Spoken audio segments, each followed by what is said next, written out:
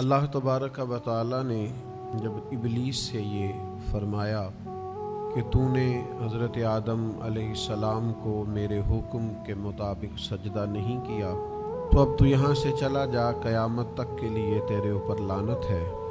तो शैतान कहने लगा कि मुझे मोहलत दी जाए। तो अल्लाह ताला ने उसे एक मुअय्यना और मुकर्ररा वक्त तक के लिए मोहलत दे दी।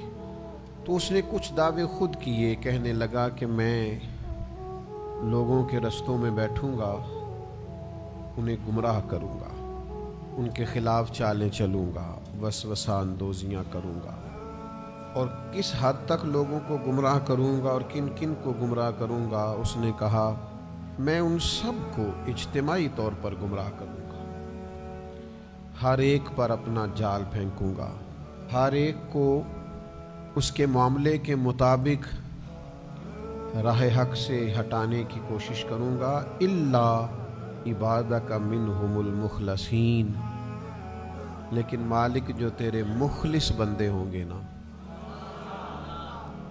वो मेरे शर से बचे रहेंगे। दुनिया में हर तरफ शैतानी वसावस फैल चुके, चारों जानिब फितने, गुमराह करने वाली बातें, गुमराह करने वाले रास्ते, हर तरफ मनफी बातों का जोर।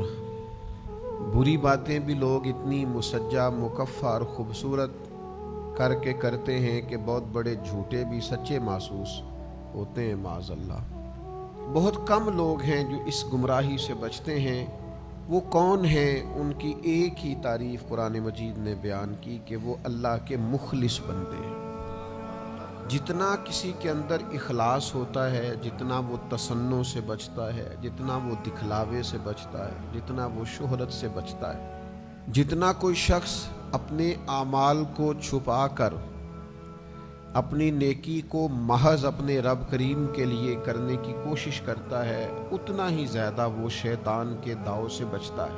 आप जितना मुखलिस होते जाएंगे, जितना खालिस होते जाएंगे, जितना आप तसन्नो से, दिखावे से, रियाकारी से, बनावट से, शोहरत से बचते जाएंगे, तो ये मत समझें कि आप रियाकारी से बच रहे हैं, दिखावे से बच रहे हैं, शोहरत से बच रहे हैं, बल्कि समझें कि आप शैतान से बच रहे हैं। वो मुज़य्यन कर देगा निगाहों के सामने, वो तारीफ़ को मुज़य्यन कर देगा, बार बार नफ्स को तस्कीन मिलेगी, बार बार आप महसूस करेंगे कि मेरी तारीफ़ हो रही है और होनी चाहिए, मेरी खुशामद हो रही है और होनी चाहिए, लोग मेरे लिए क्या क्या मनाकब कह रहे हैं और होने चाहिए।